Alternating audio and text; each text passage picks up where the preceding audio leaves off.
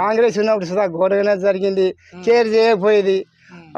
ఒక ఏదైనా ఆఫీసులో పని పడిపోతే నడిచి నడిచి నడిచి కాళ్ళ చెప్పులు అరిగిపోయేది. ఇక చేత కాకుండా అయిపోయి అడ్డం పడిపోయేది. ఆ పనే కాకపోయింది. ఆయన నేను ధర్మంగా అంటున్నాను. నేను చిన్నగా ఉన్నప్పుడు ఇన్నా కొంత కొంత నేను చేసిన అప్పటి నుంచి సుధా చాలా కష్టం పెట్టింది సార్.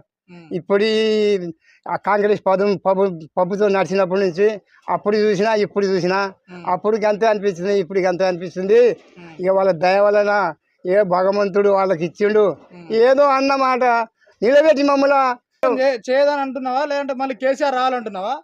ఎందుకంటే ఇప్పుడు మమ్మల్ని మంచిగా నడిపించుకొని మంచిగా అన్నమాట సరిగా అంటే తన ఈ సార్కి అంతే ఆ సార్కి అంతే అనుకుందాం. కానీ ఇది ఇంత తప్పిపోతా అంటే ఇక మాకు బాధ అనిపిస్తుంది. చేస్తలేడు. అందుకోసము ఈ మాట చెప్పటం జరిగింది. ఎందుకంటే ఆశకు తనుతోటి మాటకు ఆశపడి చేసుకొని